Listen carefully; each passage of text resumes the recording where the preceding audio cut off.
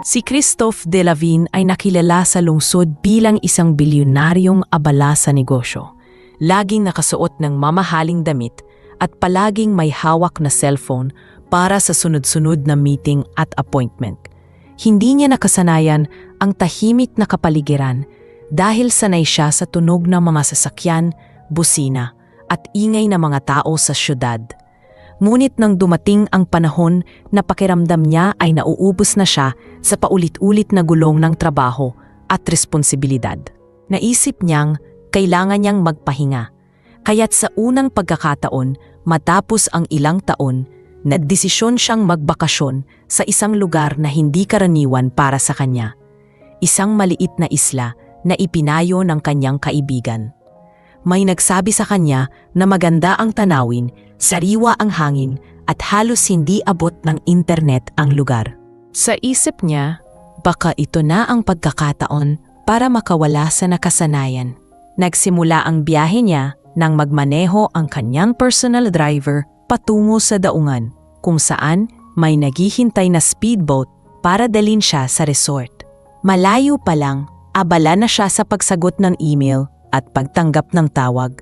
Halos hindi niya napapansin ang daraanan dahil sanay siyang may ibang nag-aasikaso ng lahat ng detalye.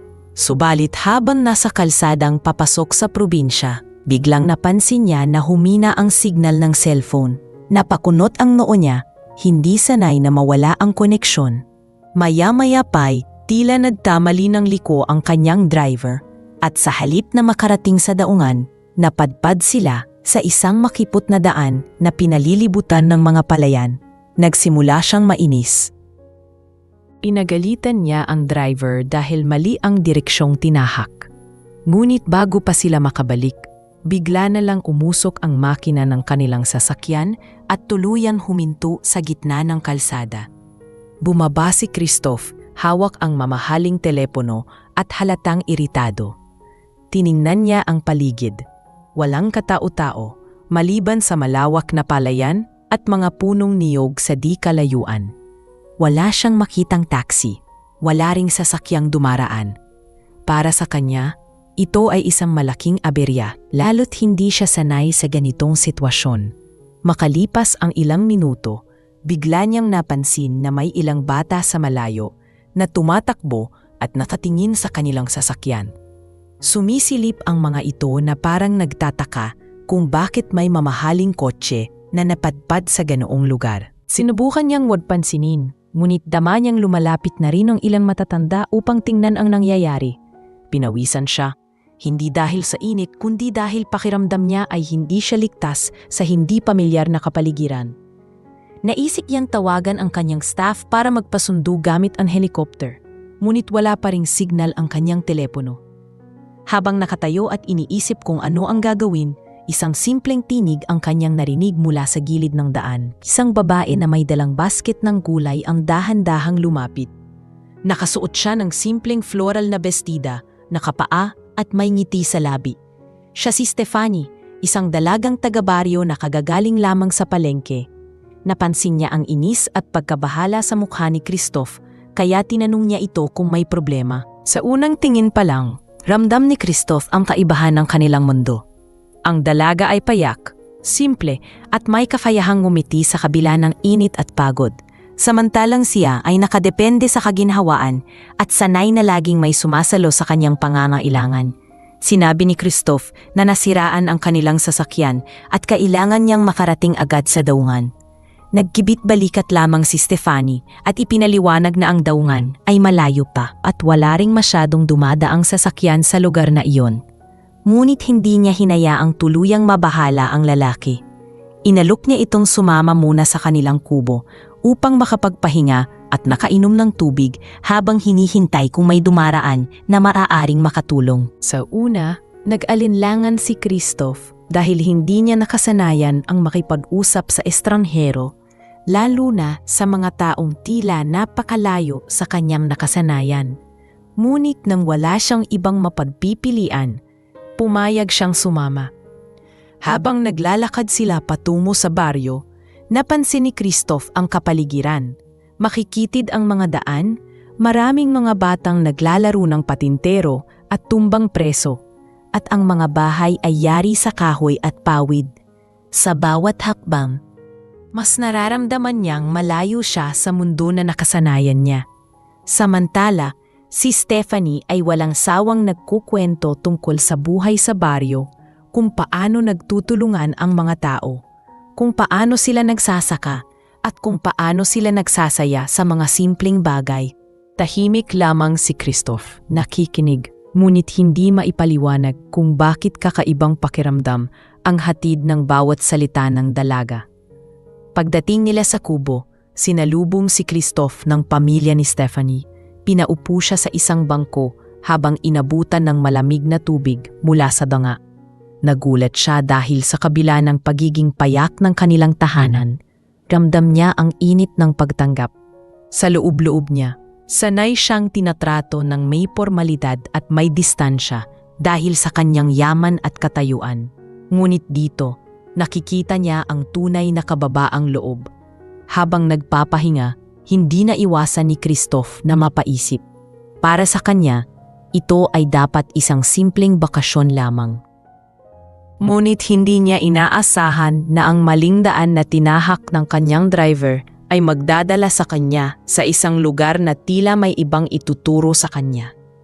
At sa unang pagkikita pa lang kay Stephanie, ramdam niya na may kakaibang simula ang kwento ng kanyang bakasyon. Isang simula na hindi niya pa alam kung saang hahantong. Habang nakaupo si Christoph sa kahoy na bangko sa kubo ni na Stephanie, hindi niya maiwasang obserbahan ang paligid. Sa sahig na yari sa kawayan, maririnig ang tunog ng mga yadag kapag may dumaraan. Ang dingding ay gawa sa pinagtagpi-tagping pawid at ang bubong ay pawid din na ila nakasanayan na ng pamilya. Sa mesa nakapatong ang simpleng ulam, pritong isda at ginisang gulay na halatang mula mismo sa kanilang bakuran. Sa kabila ng pagiging payak ng lahat, ramdam ni Christoph ang init ng pagtanggap.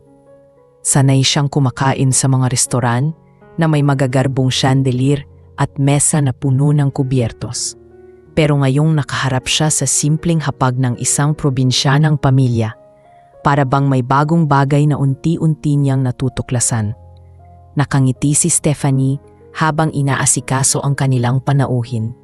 Naglabas siya ng malamig na tubig mula sa banga at iniabot kay Christoph.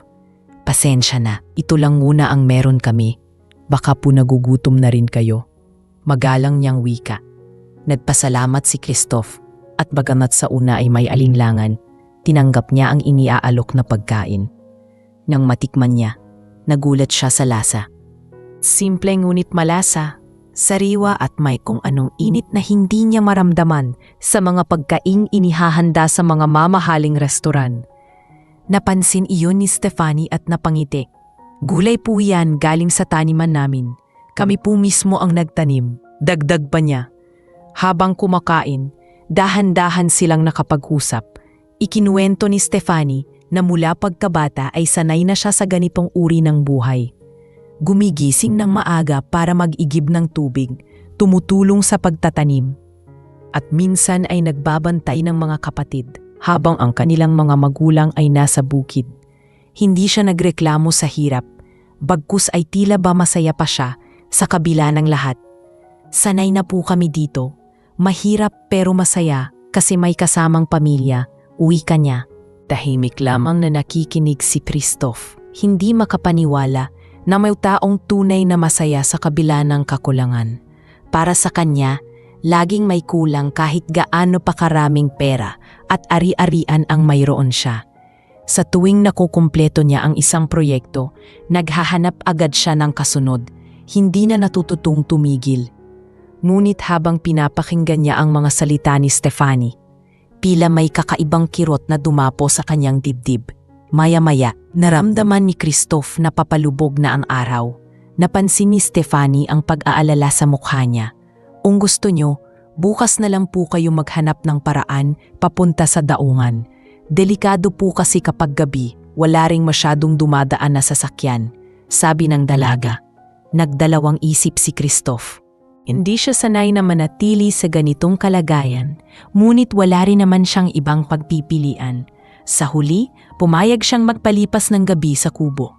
Sa unang pagkakataon, naranasan niyang matulog sa papag na gawa sa kawayan, na may banig na hinabi ng kamay. Mahangin ang paligid, malamig at tahimik, malayo sa ingay ng syudad. Sa labas ng bintana, rinig ang kuliglig at ang mahinang agos ng ilog. Nahihirapan man siyang makatulog nung una dahil hindi niya nakasanayan, kalaunan ay nakaramdam siya ng kakaibang kapayapaan. Kinabukasan, maagang nabising si Christoph dahil sa tunog ng mga manok na tila sabay-sabay na tumilaok. Bumangon siya at napansin si Stefanie na abala na sa labas, may dalang timba ng tubig. Pinagmasdan niya ang dalaga, pawisan ngunit hindi alintana. Lumapit siya at sinubukang tumulong. "Pwede ba kitang tulungan?" tanong niya. Nagulat si Stefanie, ngunit ngumiti at iniabot ang isa pang timba. Sa kanilang paglalakad papunta sa poso, ramdam ni Christoph ang mga matan nakatingin sa kanya mula sa mga kapitbahay.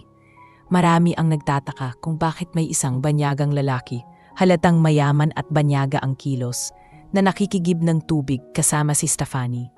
Ngunit hindi niya inalintana iyon.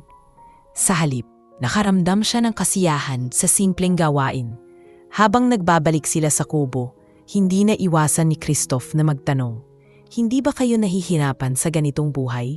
Walang kuryente sa gabi, walang internet, mahirap ang trabaho araw-araw." Napatigil si Stefanie at ngumiti. "Mahirap naman talaga, pero natututo kaming magtiis at magpasalamat. Kahit mahirap, may kasamang pamilya at kapitbahay na handang tumulong. Para sa amin, sapat na iyon." Sa puntong iyon, tila may nabuo sa isip ni Christoph na hindi niya maintindihan. Parang unti-unti niyang nakikita ang kaibahan ng mundong kanyang kinalakihan at ng mundong ginagalawan ng dalaga. Sa kanya, ang pera ang sukatan ng lahat. Kapag may pera, may seguridad. Ngunit dito, tila mas mahalaga ang pagtutulungan at kasimplehan ng pamumuhay. Sa sumunod na oras, ipinasyal siya ni Stefanie sa paligid ng baryo. Ipinakita nito ang taniman ng palay, ang maliit na ilog kung saan sila naliligo at naglalaba, at ang paaralan kung saan nag-aaral ang mga bata. Sa bawat lugar na kanilang pinuntahan, napansin ni Christoph ang mga ngiti ng tao, mga ngiting hindi mabibili ng salapi. Para bang bawat isa ay kontento na sa kung anong meron sila. Habang naglalakad sila sa tabing ilog, natigilan si Christoph at napatingin sa malayo. Ang araw ay papalubog na. Nagkukulay kahel ang langit at kumikislap ang tubig ng ilog. Sa tabi niya, naroon si Stefanie na walang pag-aalinlangan sa ngiti. Hawak ang basket ng gulay na dinala niya mula sa bukid. Sa sandaling iyon, pakiramdam ni Christoph ay may kakaibang simula na dumarating sa kanyang buhay. Isang simula na hatid ng pagkakakilala niya sa babaeng nagpakita sa kanya ng mundo na hindi niya akalain ay kailangan niyang makita. At doon niya napagtanto na ang pagiging naligaw ay hindi laging malas. Minsan, dala ito ng pagkakataon upang makita ang mga bagay na matagal nang kulang sa iyong buhay. Magmula ng araw na iyon, nagsimulang makasanayan ni Christoph ang pananatili sa baryo. Hindi pa rin maayos ang kanyang sasakyan at mahina ang signal ng kanyang telepono, kaya't napilitan siyang magtagal. Sa unay nairita siya dahil sanay siya na laging may solusyon ang lahat ng bagay. Isang tawag lang at darating ang mekaniko. Isang utos lang at matatapos ang problema. Ngunit dito, natutunan niyang maghintay at mag-adjust. Sa bawat araw na lumilipas, mas lalo niyang nakikilala ang buhay ng mga taga-baryo at unti-unti niyang naiintindihan ang mundo ni Stefanie. Madalas siyang sumasama kay Stefanie sa kanyang mga gawain. Isang umaga, dinala siya ng dalaga sa bukid kung saan nagtatanim ang kanyang pamilya ng palay. Naka-short lamang si Stefanie, nakatupi ang laylayan ng kanyang bestida at nakapaa habang nag-aayos ng mga punla. Hindi maiwasang mapatingin si Christoph. Sa kabila ng simpleng itsura ng dalaga, may likas itong ganda at lakas. na hindi niya nakikita sa mga babaeng nakakasalamuhan niya sa syudad. Doon niya napagtanto na ang kagandahan ay hindi lamang nakikita sa damit o alahas, kundi sa paraan ng pagkilos at sa sigla ng isang tao. Pinawag siya ni Stephanie at inalok na subukan ang pagtatanim. Sa unay natawa si Christoph dahil hindi niya maisip ang sarili na nakayuko sa putik, hawak ang mga punla ng palay. Ngunit nang makita niyang ginagawa iyon ng iba na walang reklamo, napilitan siyang sumubok. Pagdampot niya ng punla at pagtusok sa putikan, agad na kumalat ang putik sa kanyang kamay at pantalon. Napairap siya, ngunit nang makita ang mga batang nagtatawanan at si Stephanie na aliw sa kanya, napatawa na rin siya. Sa hindi niya inaasahan, ang simpleng gawain na iyon ay nagdulot sa kanya ng kasiyahang hindi kayang tumbasan ng pera. Sa susunod na araw, dinala naman siya ni Stephanie sa ilog. Doon naglalaba ang mga kababaihan at doon din nagsisiglaro ang mga bata. Pinaupo siya sa isang malaking bato habang pinagmamasdan ang mga tao. May nag-aalok sa kanya ng bagong lutong kakanin. May mga batang nagtuturo sa kanya kung paano maghuli ng maliliit na isda gamit ang kamay. Sa bawat sandali, unti-unti niyang nararamdaman ang bagay na matagal nang wala sa kanya, ang pagiging kabilang sa isang komunidad. Isang gabi, matapos ang hapunan, umupo sila ni Stephanie sa may harapan ng kubo. Ang buwan ay maliwanag at ang hangin ay malamig. Tahimik silang nagmasid sa kalangitan bago nagsimulang magsalita si Christoph. Hindi ko alam kung paano kayo nabubuhay ng ganito. Walang internet, walang mga bagay na nakasanayan ko. Pero nakikita ko, masaya ka pa rin. Bakit ganon? Tanong niya. Mumiti si Stephanie, bahagyang ibinaba ang kanyang tingin bago sumagot. Kasi para sa amin, ang kasayahan ay hindi nakukuha sa mga bagay na hawak mo. Nakukuha ito sa mga taong kasama mo, sa pagtawa ng mga bata, sa pagtutulungan ng magkakapitbahay, at sa pagbangon tuwing may problema. Mahirap, oo, pero natututo kaming makontento. Napatahimik si Christoph. Sa buong buhay niya, ang konsepto ng kasayahan ay laging nakaangkla sa tagumpay at kayamanan. Pero ngayon, nakikita niya ang isang dalagang simple lang ang buhay, ngunit tila mas masaya at buo kaysa sa kanya. At sa mga salitang iyon, may kakaibang hatid sa kanyang damdamin, isang uri ng paghanga na hindi niya maipaliwanag. Kinabukasan, sinamahan siya ni Stephanie sa maliit na palengke ng baryo. Habang naglalakad sila, napapansin niya ang mga taong bumabati kay Stephanie na tila paborito at kilala ng lahat. May mga kapitbahay na kumakaway, may mga tinderang kumakausap sa kanya ng masigla. Napansin niya na sa simpleng pagngiti ng dalaga, nagiging masigla ang paligid. Para bang may kakaibang enerhiya itong dala. Naiisip tuloy ni Christoph na sa syudad, napapaligiran man siya ng maraming tao, kadalasan ay malamig at porman ang lahat. Wala ang ganitong uri ng ugnayan. Sa bawat araw na lumilipas, mas lalong nagiging malinaw kay Christoph na iba talaga ang pananaw ng dalawang mundo. Siya, sanay sa pagmamadali, sa pagtipok sa oras at pera, samantalang si Stephanie sanay sa paghihintay, sa pagtutulungan at sa pagpapahalaga sa bawat simpleng sandali. Ngunit sa kabila ng pagkakaibang iyon, natututo siyang makibagay. Isang hapon habang nagbabalik sila mula sa palengke, dumaan sila sa tabing ilog, naupo sila sa damuhan at sandaling nagpahinga. Ang paligid ay tahimik, maliban sa tunog ng dumadaloy na tubig at mga ibon. Dito na naglakas loob si Christoph na magtanong ng mas personal. Stephanie, hindi mo ba minsan naiisip na umalis dito? Sumubok ng ibang buhay? Mas komportableng lugar? Sandaling natigilan ng dalaga at tumingin sa kanya. Oo, naiisip ko rin minsan, pero lagi kong sinasabi sa sarili ko, bakit ako aalis kung nandito ang pamilya ko at ang mga taong mahalaga sa akin? Hindi naman pera ang sukatan ng ginhawa. Minsan, sapat na ang magkaroon ng payapa at kontentong buhay. Napabuntong hininga si Christoph at napatingin sa malayo, sa loob-loob niya. Nakaramdam siya ng pagkabagabag. Ang dalaga ay kontento na sa buhay na ito. Samantalang siya, Sa kabila ng lahat ng yaman at tagumpay, laging may kulang. At doon niya lalong naisip, marahil may kailangan siyang matutunan mula kay Stefani. Isang aral na hindi niya makukuha sa loob ng kanyang opisina o sa piling ng mga taong puro negosyo at yaman ang iniisip. Habang papalubog ang araw, kapwa sila natahimik. Ngunit sa loob ni Christoph, may kumikislap na damdamin.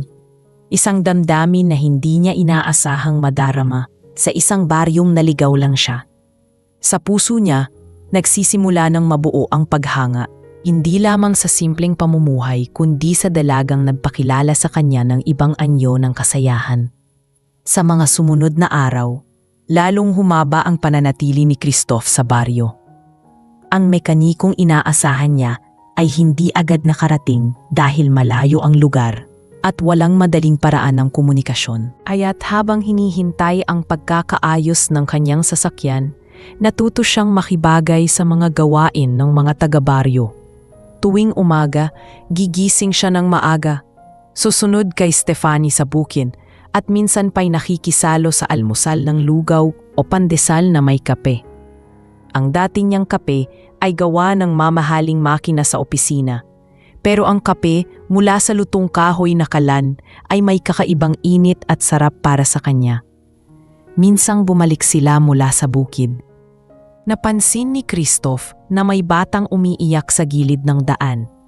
Lumapit agad si Stefani at tinanong ang bata kung bakit. Napag-alaman nilang natapilok ito habang naglalaro at walang daladalang gamot ang pamilya. Agad na kinuha ni Stefani ang mga dahon sa gilid ng kalsada at ginamit iyon bilang pantapal, isang simpleng kaalaman mula sa kanyang lola. Pinanood ni Christoph kung paanong bumagal ang pag-iyak ng bata at nagpasalamat ang nanay nito sa kanilang dalawa. Sa puntong iyon, namangha si Christoph. Sa syudad, ang simpleng sugat ay agad dinadala sa klinika. May gamot na bibilhin, may doktor na tatawagin. Pero dito, isang simpleng kaalaman at malasakit lang ay sapat para gumaan ang pakiramdam ng bata. Mas lalo siyang humanga kay Stefani. Hindi lang siya mabait at masupag, kundi mayroon din itong malasakit sa mga tao sa paligid. Halos lahat ng kanilang nadaanan ay bumabati at nakangiti sa kanya. May mga matatandang kumakaway at nagsasabing, "Magandang araw, iha," habang siya ay ngumungiti pabalik. Si Christoph, nasanay na sa formal at minsang malamig na pagbati sa syudad, ay nakaramdam ng init sa puso sa tuwing nakikita ang pakikipagkapwa ng dalaga. Isang gabi, nagkaroon ng maliit na salo-salo sa baryo. May nagbiwang ng kaarawan at lahat ng tao ay inimbitahan. Sa ilalim ng mga ilaw na bumbilyang nakakabit sa kawad at nakasabit sa mga puno, nagsama-sama ang mga tao upang kumain, kumanta at magsayawan. Dinala ni Stefani si Christoph sa pagtitipon at doon unang beses na nakisalamuha siya ng mas malapit sa mga taga-baryo. Inalok siya ng pagkain, pansit, pritong manok at halo-halo sa yelo. Tinagayan din siya ng lambanog ng ilang kalalakihan. Nang unay nahihiya si Christoph dahil hindi siya sanay sa ganoong kasayahan. Pero kalaunan ay nadala rin siya ng tawa at halakhak ng mga tao. Sa gitna ng kasiyahan, pinanood niya si Stefani na sumasayaw kasama ang mga bata, nakatawa at walang iniintindi. Para sa kanya, tila napakagaan ng mundo ng dalaga. Walang alalahanin tungkol sa negosyo, walang pressure ng mga pulong at media, walang kasinungalingan ng lipunan. Sa halip, mayroong simpleng saya na nanggagaling sa pakikisama. Ngunit isang gabi rin iyon na mas lalong lumapit ang kanilang damdamin. Habang nakaupo sila sa gilid ng entablado, nagkaroon sila ng pagkakataong mag-usap ng mas malalim. Hindi ko akalain na ganito pala dito. Hindi ko maintindihan kung bakit parang mas masaya kayo kahit walang maraming bagay, wika ni Christoph. Napatingin si Stefani sa kanya at bahagyang ngumiti. Siguro kasi hindi naman namin kailangang magkaroon ng lahat para maging masaya. Ang kailangan lang namin kasama ang mga mahal namin sa buhay. Tumigil si Christoph at tumitig sa dalaga. Sa kanyang puso, ramdam niyang may kakaiba. Ang mga salitang iyon ay tila umuukit sa kanyang isipan. Habang pinagmamasdan niya si Stephanie, hindi niya mapigilan ang paghanga. Ang simpleng dalagang ito ang nagpakita sa kanya ng bagay na matagal na niyang hinahanap, ang tunay na kaligayahan. Kinabukasan, nagising si Christoph nang mas maaga kaysa sa nakasanayan. Naabutan niya si Stephanie na nagiigim ng tubig sa poso. Lumapit siya at inalok ng tulong. Magkasama silang nagbuhat ng mga timba at naglakad pabalik sa kubo. Habang bitbit ang bigat ng tubig, hindi maiwasan ni Christoph na mapangiti. Dati-rati, sanay siya na may mga tauhang gumagawa ng lahat para sa kanya. Pero ngayon, nakaramdam siya ng tuwa sa simpleng bagay na ito, ang makagawa ng isang gawain kasama ang isang taong totoo. Maya-maya, pinasyal siya ni Stephanie sa tabing ilog. Naupo sila sa damuhan at pinagmamasdan ang dumadaloy na tubig. Kung tutuusin, naligaw ka lang dito. Pero parang may dahilan kung bakit nangyari iyon, biro ni Stephanie. Napatawa si Christoph at tumango. Tama ka. Sa tingin ko, hindi aksidente ang lahat. Parang kailangan kong maranasan ito. Sa mga sandaling iyon, hindi na lamang basta paghanga ang nararamdaman ni Christoph. May unti-unti ng lumalalim na damdamin na bumabalot sa kanya. Hindi niya alam kung paano ipapaliwanag, pero ramdam niya na kakaiba ang pagkakaugnay niya kay Stephanie. Hindi na lang ito tungkol sa baryo o sa simpleng pamumuhay na kanyang nasaksihan. Ito ay tungkol na sa dalagang naging gabay niya sa panahong siya ay naligaw. Habang papalubog ang araw, naglakad silang dalawa pa uwi. Magkasabay at magaan ang hakbang. Para bang sa bawat araw na lumilipas, lalo pang nagiging malinaw kay Christoph na ang kanyang bakasyon ay hindi lang basta pagtakas sa trabaho. Isa itong paglalakbay na unti-unting nagbubukas ng kanyang puso sa mga bagay na matagal na niyang nakalimutan. Ang halaga ng simpleng buhay, ang kasayahan sa piling ng totoo, at ang damdaming ngayon lang niya naramdaman kay Stephanie. Habang mas nagtatagal si Christoph sa baryo, mas dumarami rin ang pagkakataon na makapiling niya si Stephanie. Unti-unti, hindi na lamang siya basta bisita na napadpad doon kundi isa ng bahagi ng araw-araw ng komunidad. Sanay na ang mga bata na makitang kasama niya si Stephanie. Sanay na rin ang mga matatanda na nakikita siyang tumutulong kahit sa simpleng gawain. Ngunit sa kabila ng unti-unting paglapit ng kanilang mundo, nagsimulang lumitaw ang mga pagkakaiba ng kanilang pananaw sa buhay. Isang gabi, habang nakaupo sila ni Stephanie sa tabing ilog, napag-usapan nila ang hinaharap. Tahimik silang dalawa, pinagmamasdan ang mga bituin na kumikislap sa langit. Nagsalita si Christoph. May halong pag-aalinlangan sa tinig. Stephanie, hindi ko maiwasan na isipin kung hanggang kailan ako makakapagtagal dito. Alam kong may hinihintay akong negosyo at trabaho sa syudad. Hindi ko alam kung paano ko paghahaluin ang dalawang mundong ito. Napatingin si Stephanie. Hindi nawawala ang kanyang ngiti, ngunit halatang seryoso ang kanyang mga mata. Alam ko naman iyon, Christoph. Hindi ka naman talaga taga rito. Hindi ko hinihingi na iwan mo ang lahat para manatili dito. Pero ang buhay namin dito, ito ang nakasanayan ko. Hindi ko rin alam kung magagampanan ko ang buhay na meron ka sa syudad. Sa unang pagkakataon, naramdaman ni Christoph ang bigat ng pagkakaiba nila. Sa loob-loob niya, gusto niyang mapalapit pa kay Stephanie. Pero paano kung dumating ang oras na kailangan na niyang bumalik? Hindi niya alam kung paano haharapin ang posibleng pagkakahiwalay. Ngunit bago pa siya tuluyang lamunin ng mga alalahanin, ngumiti si Stephanie at tinapik ang kanyang braso. Hindi kailangang lutasin ang lahat na yon. Minsan, sapat na magkasama tayo sa kasalukuyan. Kinabukasan, dumating ang isa sa mga hindi inaasahang pagsubok. Biglang lumitaw sa baryo ang ilang kaibigan ni Christoph mula sa syudad. Dumating sila gamit ang helicopter at agad siyang tinawag. Paglapag pa lang, halata na ang kakaibang tingin ng mga ito sa paligid. Napansin nila ang simpleng kabahayan, ang mga tao sa paligid, at ang ayos ni Christoph na halos nawala na ang pagiging formal ng kanyang bihis. "Christoph, anong ginagawa mo rito? Para kang napadpad sa ibang mundo." Biro ng isa. May halong panunukso ang kanilang tono habang pinagmamasdan siya at si Stefanie na magkasama.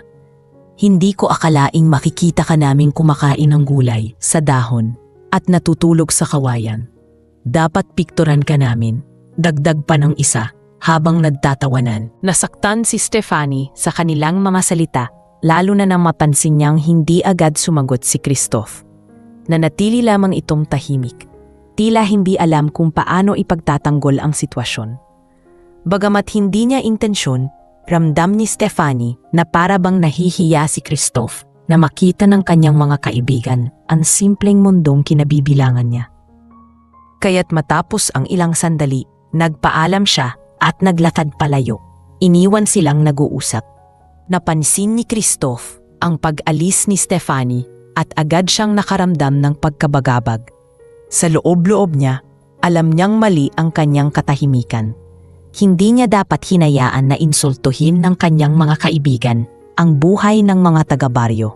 Ngunit nahirapan siyang magsalita dahil hindi niya alam kung paano ipapaliwanag sa kanila ang mga pagbabago sa kanyang pananaw. Nang gabing iyon, pinuntahan niya si Stefanie upang kausapin. Naabutan niya itong nakaupo sa may harap ng kanilang kubo, nakatingin sa malayo. "Stefanie, patawarin mo ako. Dapat ipinagtanggol kita at ang buhay ninyo. Hindi ko dapat hinayaan na lokohin kayo ng mga kaibigan ko." Wika niya, puno ng pagsisisi. Tumingin si Stefanie at mahina itong ngumiti, bagamat halatang may lungkot sa kanyang mga mata. "Hindi ko hinihingi na ipagtanggol mo ako, Christoph. Ang kailangan ko lang ay makita mong hindi nakakahiya ang buhay namin. Simple lang. Oo, pero totoo. Hindi ko alam kung handa ka talagang yakapin iyon." Tumahimik si Christoph at napabuntong hininga.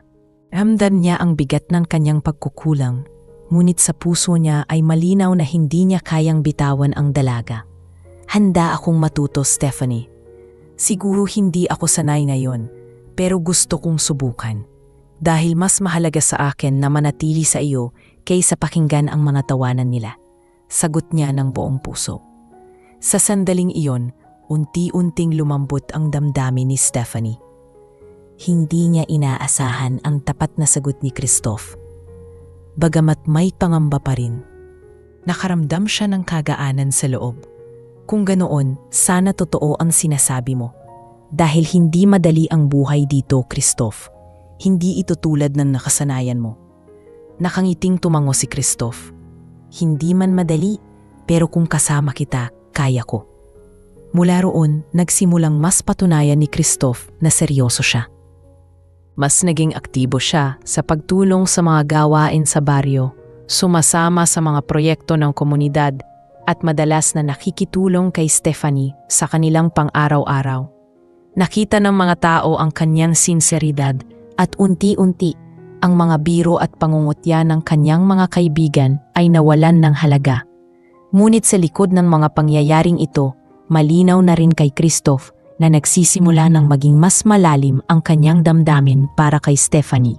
Hindi na lamang ito paghanga sa kanyang kabutihan, kundi isang damdaming unti-unti nang nahuhubog bilang pag-ibig.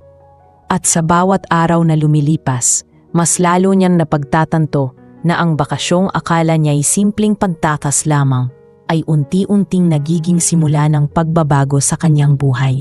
Matapos ang insidente kasama ang kanyang mga kaibigan mula sa siyudad, naging mas determinado si Christoph na ipakita kay Stefanie na hindi siya basta susuko. Sa mga sumunod na araw, mas pinili niyang manatili sa baryo kahit na ilang beses siyang kinumbinsi ng kanyang mga kaibigan na bumalik na sa resort na kanilang pinuntahan.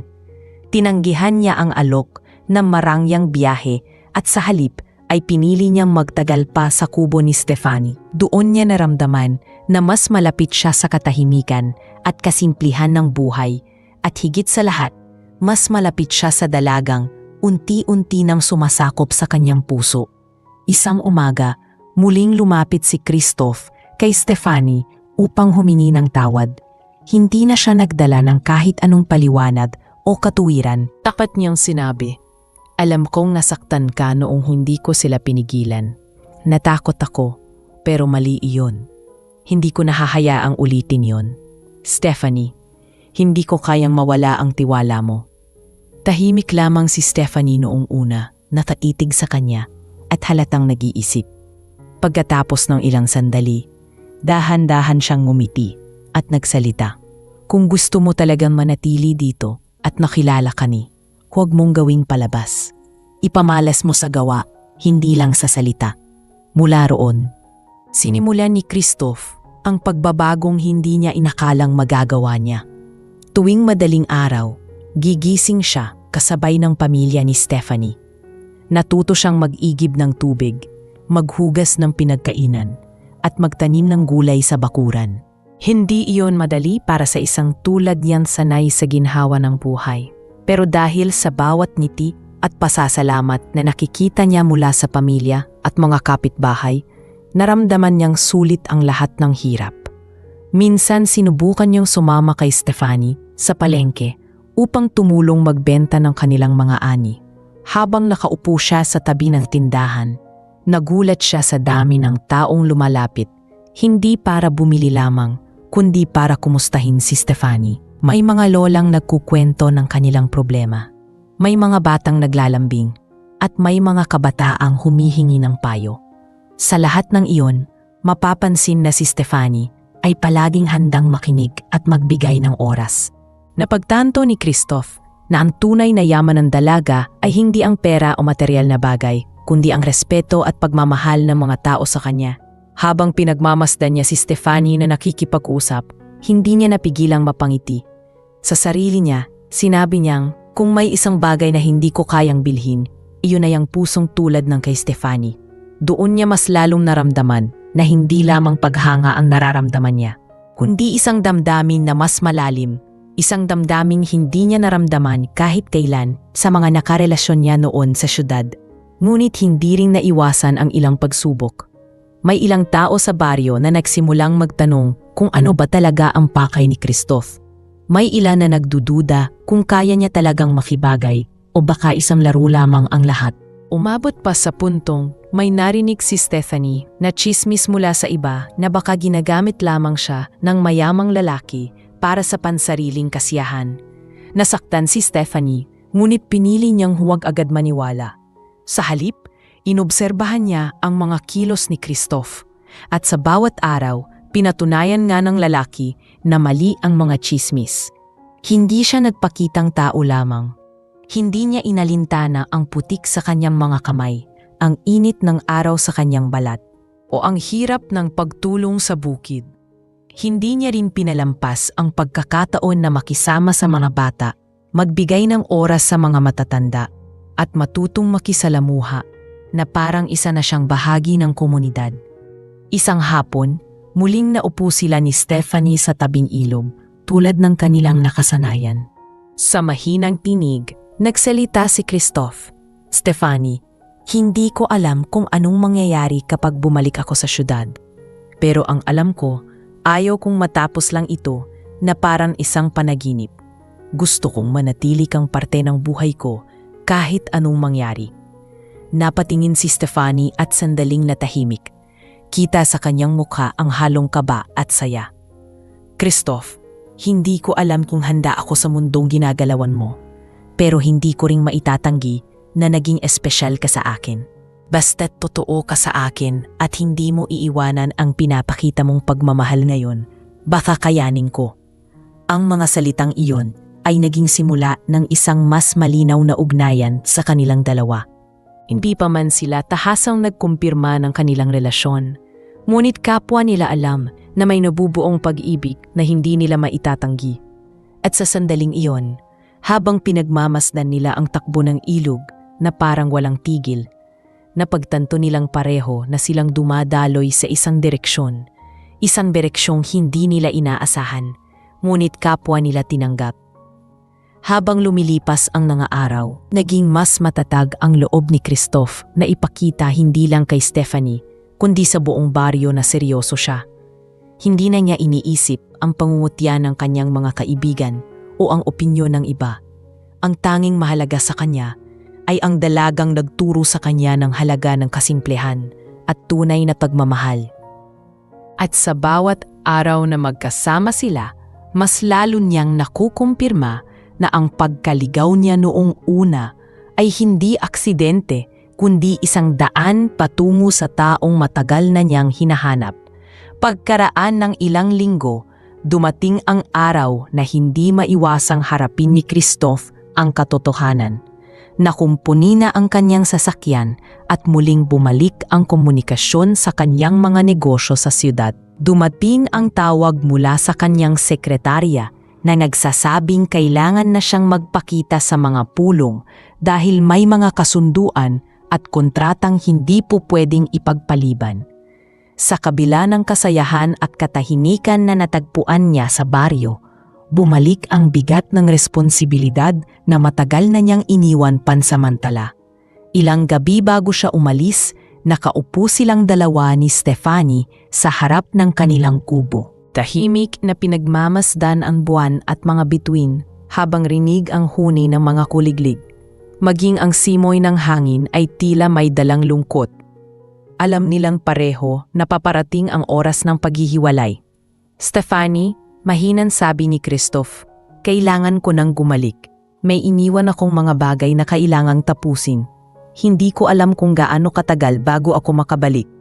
Napayuko si Stefanie at sa kabila ng pilit ng ngiti, hindi maitago ang lungkot sa kanyang mga mata. Naiintindihan ko, hindi naman talaga ikaw taga rito. Huwag kang mag-alala, hindi ako magagalit. Basta't sana huwag mo kalimutan ang mga naranasan mo dito. Kinabukasan, nagpaalam si Christoph sa pamilya ni Stefanie at sa mga taga-baryo. Maraming bata ang lumapit sa kanya, kumaway at nagsabing babalik pa siya.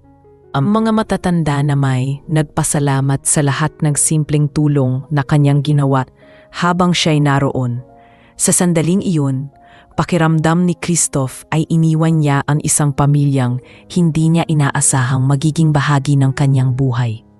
Habang umaalis ang sasakyan niya, tanaw niya si Stefanie na nakatayo sa gilid ng kalsada. May hawak na basket ng gulay at nakangiti kahit halatang mabigat ang kalooban. Pagbalik niya sa syudad, sinalubong siya ng dating gulong na kasanayan niya, sunod-sunod na pulong, makapal na dokumento at mga taong puro negosyo at pera lamang ang iniisip. Sa unang linggo pa lamang, ramdam niya ang pagkakaiba ng dalawang mundo kapag nakikita niya ang mga mamahaling pagkain sa hapag.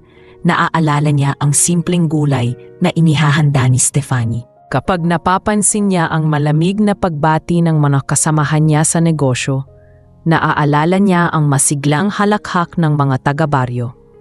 Sa gitna ng lahat ng abala, bumalik sa kanya ang dating kasintahan na tila biglang nagkaroon ng interes muli.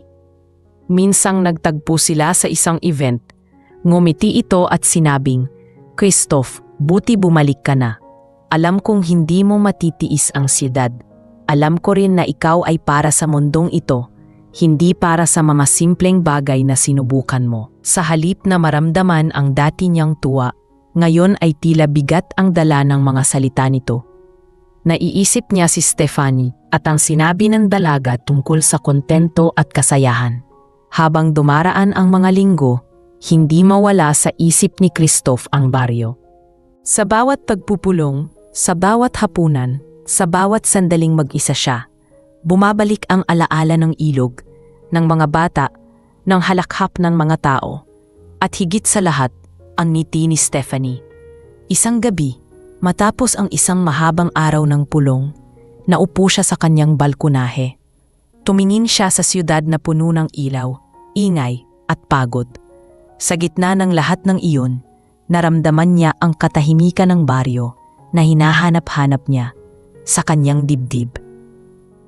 Malinaw ang isang bagay, hindi siya buo kung wala si Stefanie. Hindi nagtagal, nagdesisyon si Christoph na muling bumalik. Hindi na niya inalintana ang pagtutol ng kanyang mga business partner. Aniya, maari kong ayusin ang negosyo kahit saan. Pero may bagay akong hindi kayang hintayin, at iyon ang taong mahalaga sa akin. Kaya't agad siyang naghanda ng plano. Sa halip na basta bumalik para lamang bisitahin, nagdala siya ng mga ideya kung paano makakatulong sa komunidad ni Stefani. Nais niyang ipakita hindi lang ang kanyang damdamin, kundi ang hangarin niyang maging parte ng mundong iyon. Nang muli siyang dumating sa baryo, nagulat ang lahat. Kasama niya ang ilang tauhan at mga gamit para sa mga proyektong makakatulong sa kabuhayan ng mga tao. May dala siyang plano para sa irigasyon ng bukid, kaalaman tungkol sa makabagong paraan ng pagtatanim, at suporta para sa maliit na palengke. Ngunit higit sa lahat, dala niya ang katotohanang hindi niya kayang iwan si Stefani. Nang makita siya ng dalaga, nanlaki ang mga mata nito sa pagkagulat. "Bakit ka bumalik? Hindi ba't abala ka sa syudad?" tanong ni Stefani. Lumapit si Christoph at buong tapang na sumagot. "Dahil hindi ako masaya doon kung wala ka. Dito ko natagpuan ang bagay na hindi kayang ibigay ng pera at tagumpay. Stefani, gusto kong manatili. Hindi lamang bilang panauhin, kundi bilang taong nais makibahagi sa buhay mo at sa buhay ng baryong ito." Tahimik si Stefani sa ilang sandali. Tila iniintindi ang lahat ng sinabi. Ngunit nang makita niya ang sinseridad sa mga mata ni Christoph, hindi niya napigilang ngumiti. "Kung totoo ang sinasabi mo, handa akong tanggapin ka. Pero alalahanin mo, hindi madaling buhay ang mayroon dito. May hirap, may sakripisyo, at hindi ito tulad ng nakasanayan mo." Tumango si Christoph at mahigpit na sagot, "Handa akong harapin ang lahat, basta't kasama ka." At sa pagkakataong iyon, nagsimula ang panibagong yugto ng kanilang kwento. Hindi na lamang ito tungkol sa isang bilyonaryong naligaw, kundi tungkol sa isang pusong natagpuan ang kanyang tahanan sa piling ng isang probinsyana. Mula nang magbalik si Christoph sa baryo, mas naging malinaw sa lahat na hindi lamang simpleng bisita ang tingin niya sa sarili. Unti-unti siyang naging bahagi ng araw-araw na buhay ng mga tao. Hindi man ito madali sa simula, pinilit niyang makibagay at ipakita na ang kanyang intensyon ay seryoso at tapat. Madalas siyang nakikiulong sa mga proyekto ng komunidad, nagbibigay ng ideya kung paano mas mapapabuti ang ani, tumutulong mag-ayos ng mga kagamitan, at nakikisalamuha sa lahat ng tao. Para kay Stefani, hindi na lamang ito usapin ng isang mayamang dumating at nagpakitang gilas. Nakikita niyang mismong si Christoph ay nagbago dahil sa damdamin at pagmamalasakit. Ngunit kasabay ng kanilang pagtitibay bilang magkasama ay dumating din ang mga pagsubok na hindi nila inaasahan. May mga taong nagsimulang magtanong at mamhusga.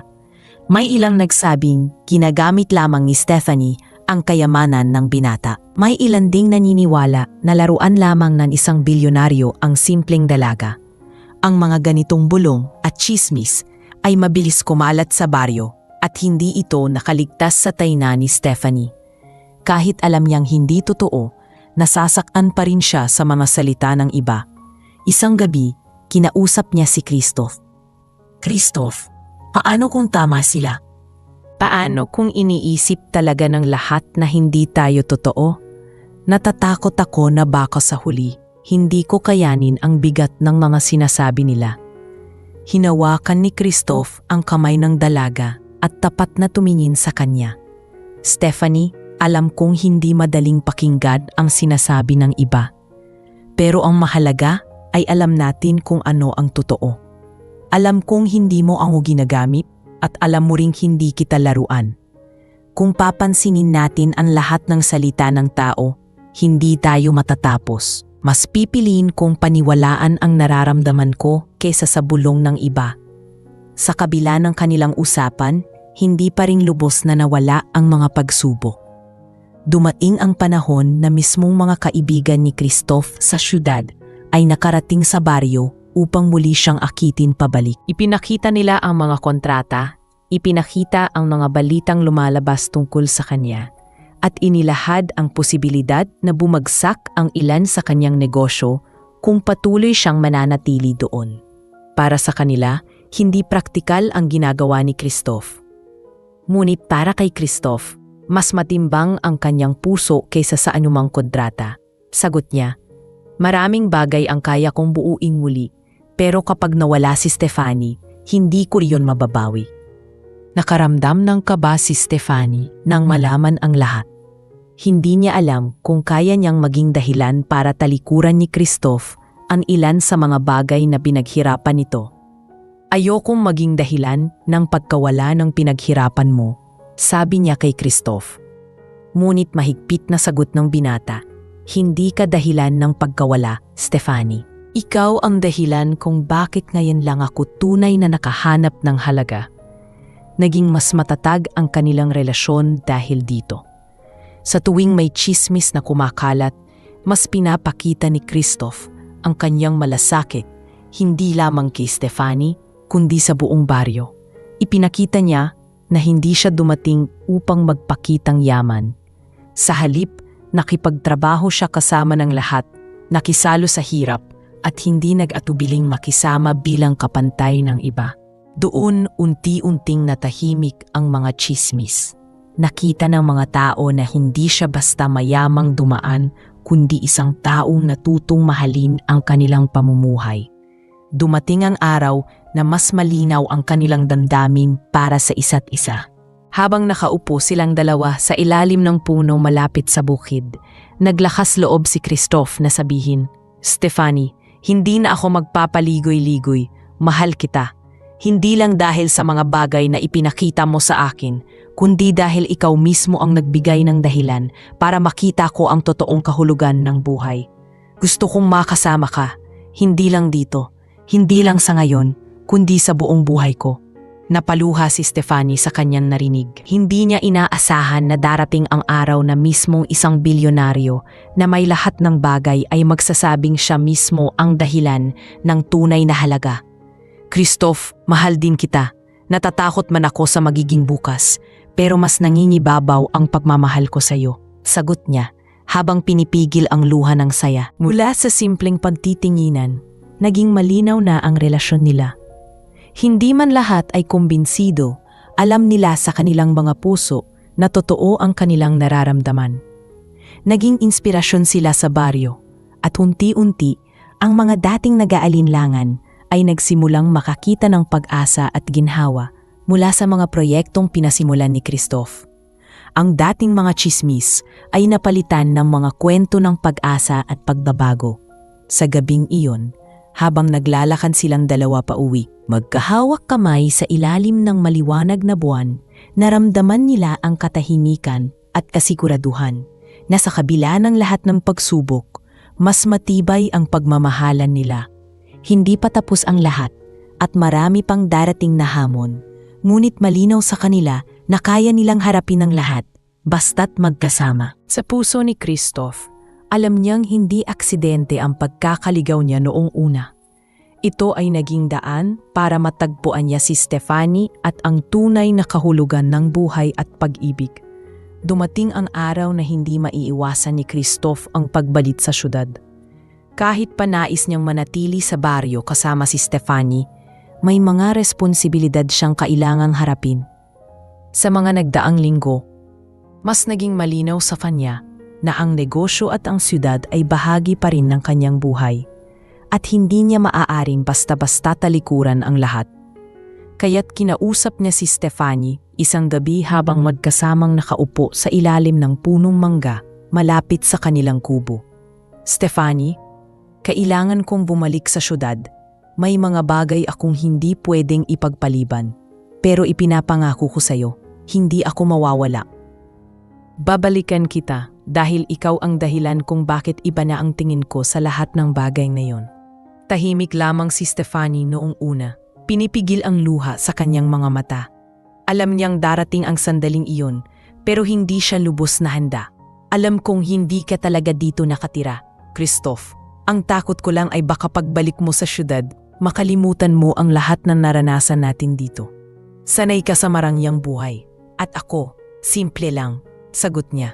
May halong kaba at lungkot. Hinawakan ni Christoph ang kanyang kamay at mariing tumingin sa kanya. Hindi ko makakalimutan. Hindi ka makakalimutan. At kahit anong mangyari, babalik ako. Huwag mong hayaang mawala ang tiwala mo sa akin. Kinabukasan, maagang nadising ang buong baryo para magpaalam kay Christoph. Ang mga bata ay may hawak na maliliit na bulaklak na iniabot sa kanya, habang ang mga matatanda ay nagbigay ng mga simpleng salita ng pasasalamat sa lahat ng tulong na kanyang ibinahagi. Sa gitna ng lahat ng iyon, nakatayo si Stephanie, nakangiti kahit halatang mabigat ang kanyang damdamin. Bago siya umalis, yumakap siya kay Christoph at mahina niyang bumulong. Ingat ka, hihintayin kita.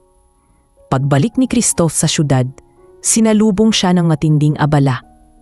Sunod-sunod ang mga meeting, nakaabang ang mga kontratang dapat lagdaan at naroroon ang mga taong tila sabik na makita siyang muling nakatutok sa negosyo.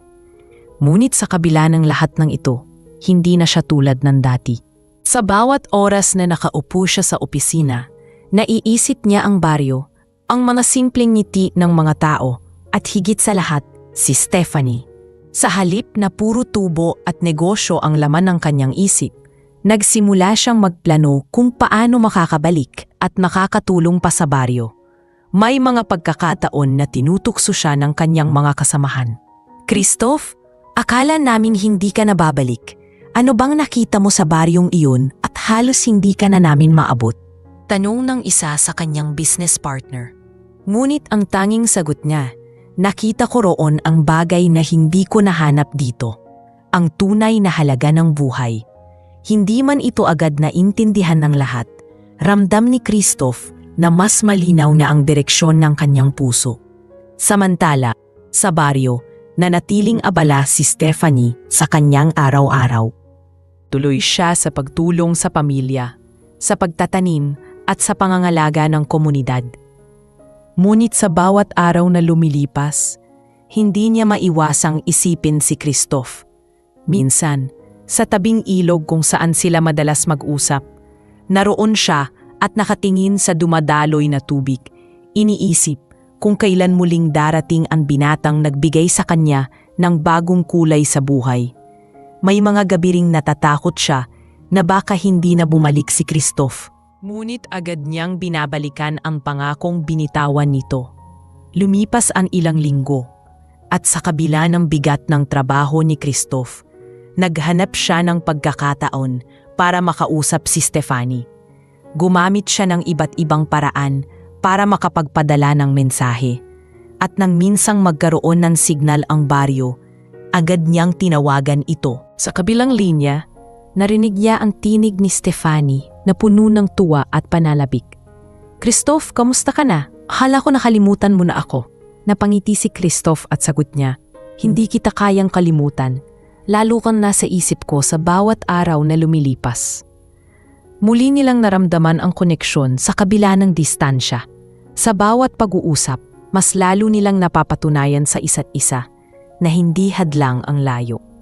Ngunit sa likod ng lahat ng ito, parehong may kaba silang nararamdaman. Alam nilang hindi madali ang kanilang sitwasyon. Isang bilyonaryo mula sa syudad at isang probinsyana mula sa baryo. Ngunit mas pinili nilang pakinggan ang tibok ng kanilang puso kaysa sa mga mata ng ibang tao. Pagkaraan ng ilang buwan, nagdesisyon si Christoph na muling bumalik. Hindi na niya alintana ang mga nakabinbing gawain sa negosyo dahil para sa kanya, mas mahalagang ipakita kay Stephanie na hindi siya isang pangako lamang. Dala niya ang ilang plano para sa baryo, ngunit higit sa lahat, dala niya ang kanyang puso na sabik muling makapiling ang dalagang nagbago ng kanyang pananaw sa buhay. At nang muli siyang lumapag sa baryo, sinalubong siya ng mga tao na tila matagal na siyang inaabangan. Ngunit ang pinakamahalagang sandali ay nang makita niyang naroon si Stephanie. Nakatayo pa rin sa parehong lugar kung saan siya huling nagpaalam. Ngayon, mas maliwanag ang ngiti nito at mas malinaw ang kislap sa kanyang mga mata. Lumapit siya at walang pag-aalinlangang niyakap ito ng mahigpit. Sa yakap na iyon, malinaw sa kanilang dalawa na kahit gaano kalayo ang pagitan, babalik at babalik pa rin sila sa isa't isa. Sa gabing iyon, habang magkasamang nakaupo sa hilalim ng maliwanag na buwan, mas naging malinaw ang lahat. Hindi na lamang ito tungkol sa isang bakasyon o sa isang maling daan na tinahak.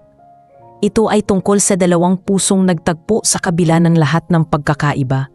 At ngayon ay parehong handang lumaban para sa pagmamahalan nilang natagpuan. Muling pagbabalik ni Christoph sa baryo ay nagdulot ng malaking kasiyahan, hindi lamang kay Stefanie kundi maging sa buong komunidad.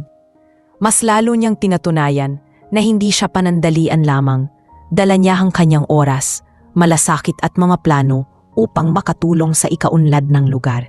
Nagsimula siyang makipag-usap sa mga magsasaka kung paano mas mapapabuti ang ani.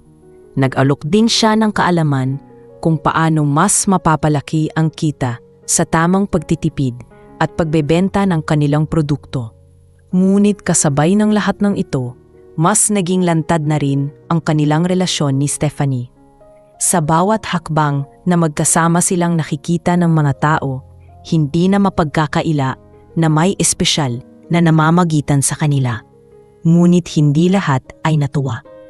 May ilang kabataan sa baryo na nagsimulang magchismis, sinasabing baka ginagamit lamang ni Stefanie ang yaman ni Christoph.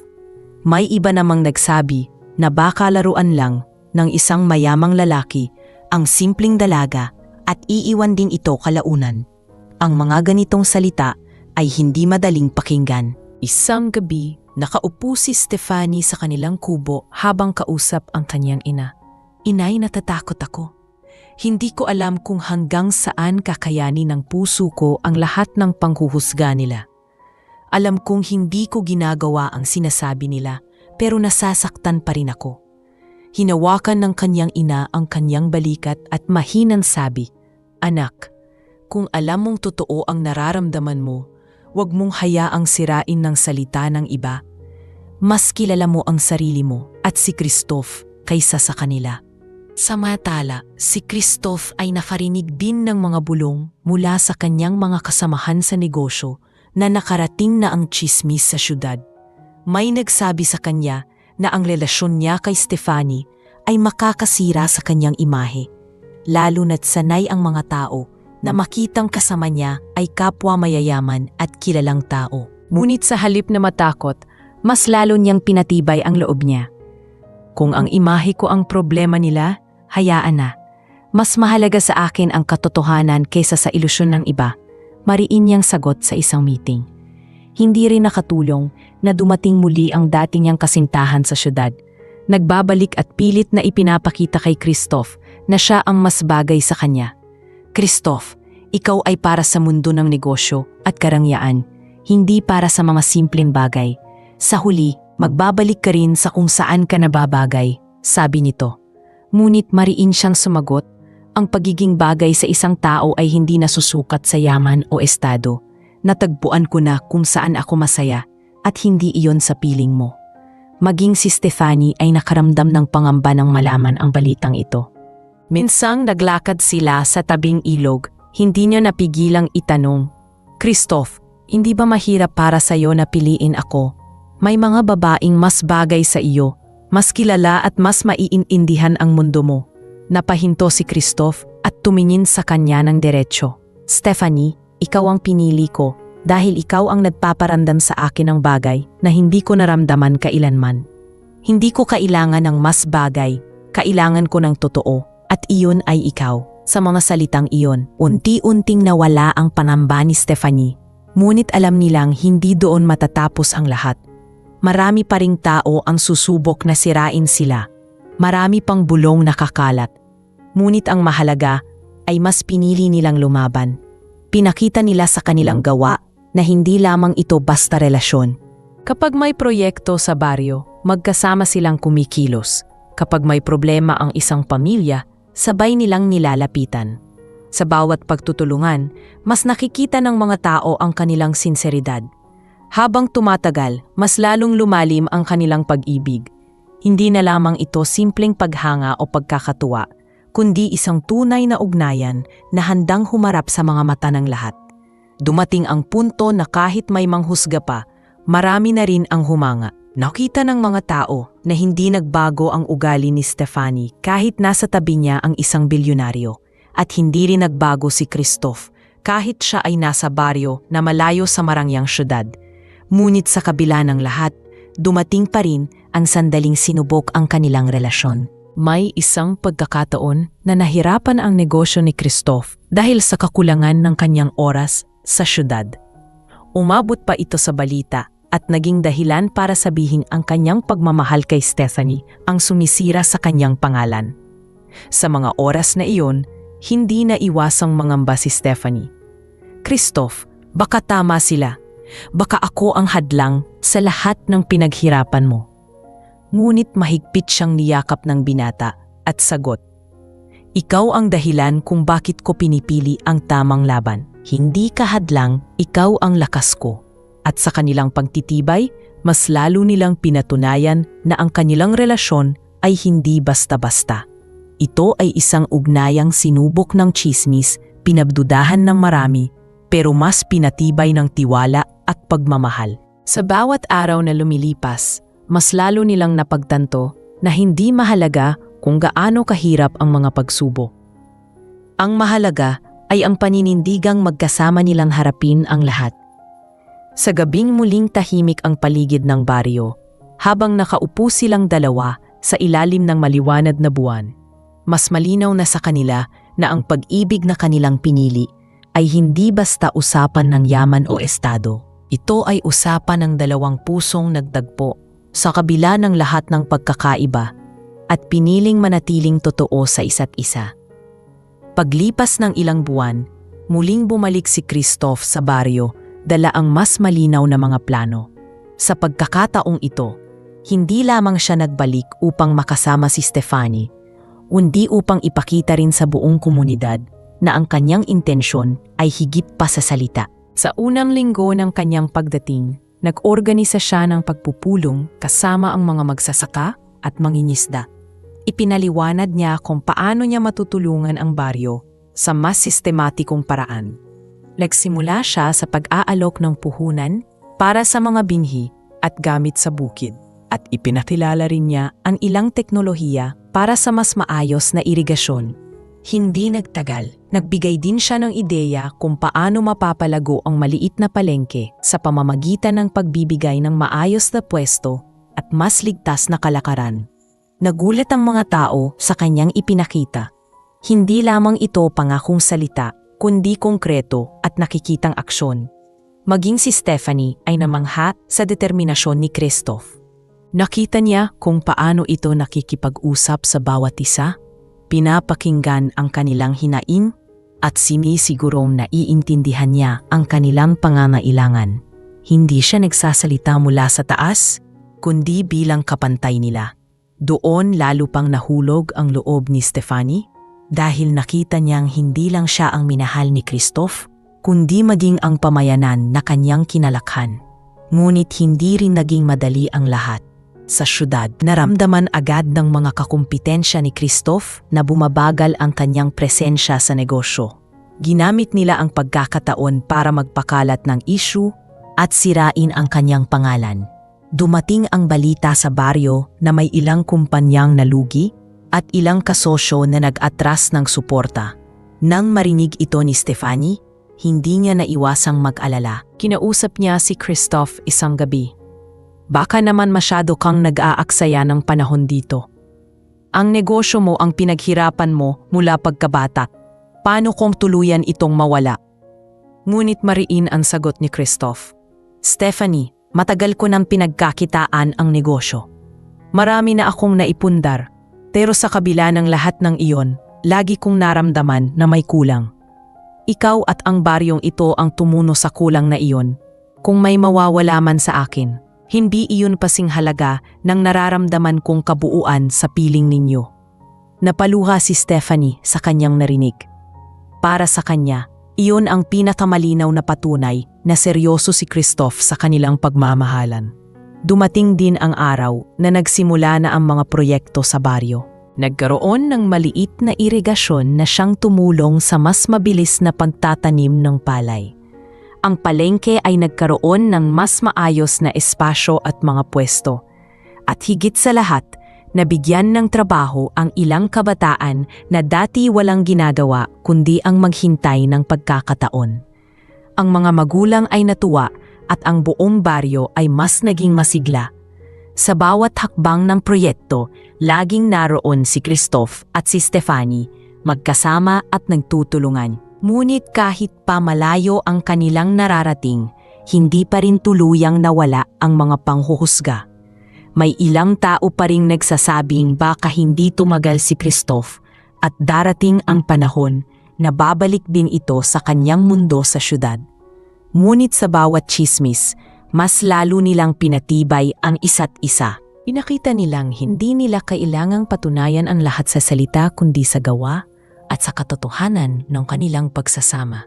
Isang hapon, habang naglalakad sila sa tabing ilog, muling nagsalita si Christoph. Stephanie, mas lalo akong naniniwala na hindi aksidente ang lahat ng ito.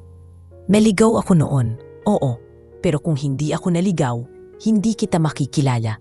At kung hindi kita nakilala, hindi ko mararanasan ang ganitong klasing pagmamahal. Napangiti si Stephanie at marahang tumugon. At kung hindi ka rin naligaw, hindi ko rin malalaman na may taong kagaya mo na handang yakapin ang mundong mayroon ako.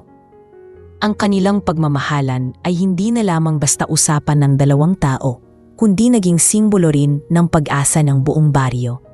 Ang simpleng buhay na dati ay puno ng pangamba ay unti-unting nagkaroon ng bagong direksyon. Hindi lahat ng problema ay agad na natapos, pero malinaw sa mga tao na may katuwang na sila sa kanilang laban. At sa bawat gabing magkasamang nakaupo sina Christoph at Stephanie sa ilalim ng mga bituin, ramdam nila na mas matatag ang kanilang ugnayan kaysa sa anumang hadlang. Hindi na sila basta magkaibang mundo na nagtagpo.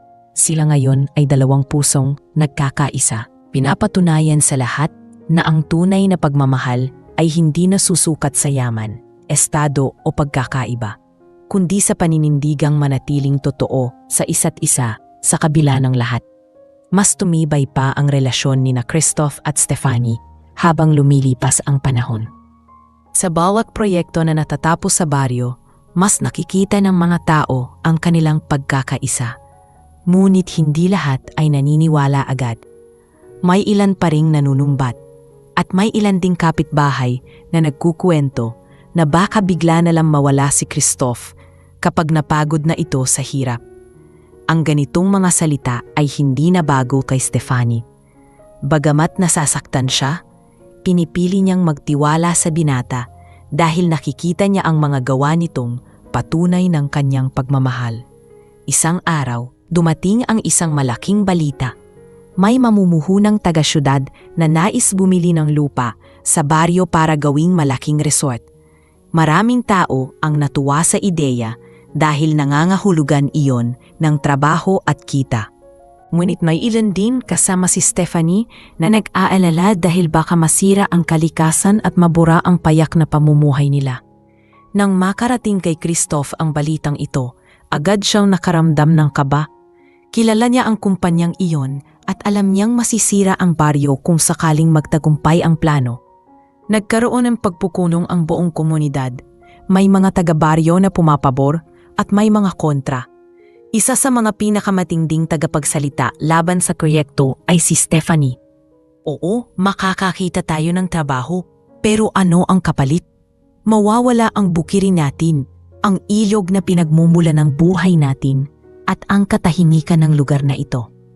Hindi lahat ng kumikinang ay ginto. Minsan, panandaliang kaginhawaan lang ang dala at mas malalim na problema ang kapalit. Tahimik ang marami habang nagsasalita siya. Nakita ni Christoph ang tapang ng dalaga at lalong humanga sa kanya. Tumayo rin si Christoph upang magsalita. Alam ko ang kumpanyang ito. Nakita ko na ang ginawa nila sa ibang lugar. Totoo, may trabaho silang dala pero hindi pang matagalan. Kapag nakuha na nila ang lahat ng pakinabang, iiwan nilang wasak ang lupain. Ako mismo ang nakaranas kung paano gumalaw ang mga ganitong negosyo. Kung may mga trabaho mang makukuha, mawawala rin kapag tapos na sila. Pero ang mawawalang yaman ng baryo, ang kalikasan at ang komunidad, hindi na iyon maibabalik. Nagkaroon ng mainit na talakayan at sa huli, napagdesisyonan ng komunidad na tanggihan ang alok ng mamumuhunan. Hindi iyon madaling desisyon dahil marami ang umaasang makakakita ng mas madaling hanapbuhay. Ngunit mas nanaig ang pagmamahal sa baryo at ang tiwala sa mga proyektong sinimulan ni na Christoph at Stephanie.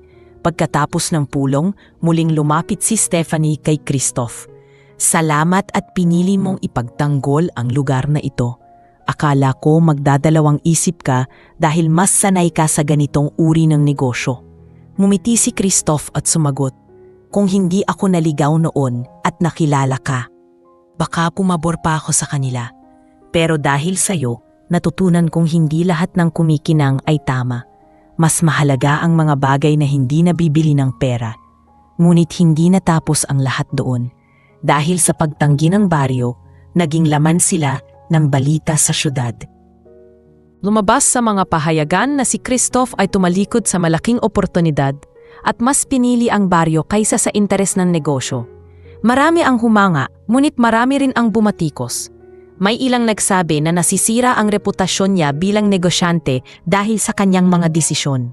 Ngunit para kay Christoph wala nang mas mahalaga pa kundi ang paninindigang ipaglaban ang tama at ang taong mahal niya. Habang patuloy ang mga proyekto sa baryo, hindi pa rin tuluyang natigil ang mga panghuhusga.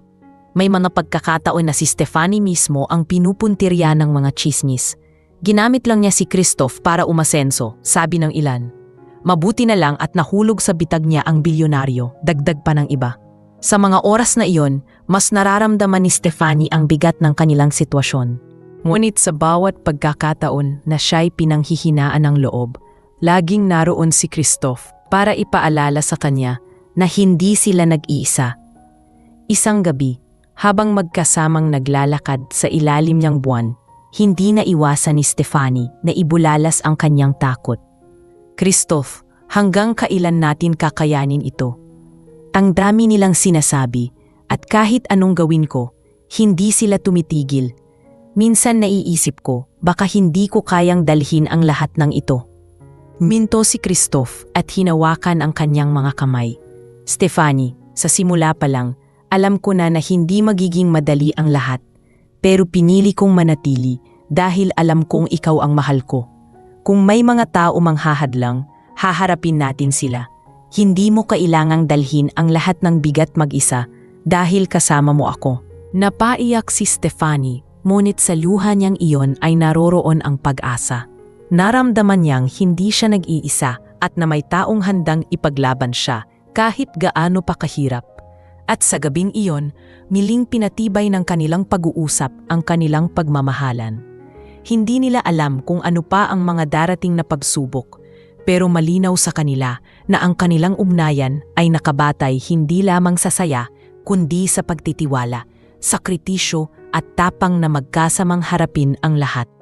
At habang nakaupo sila sa gilid ng ilog, pinagmamasdan ang kislap ng mga bituin, ramdam nila ang katahimikan ng sandali.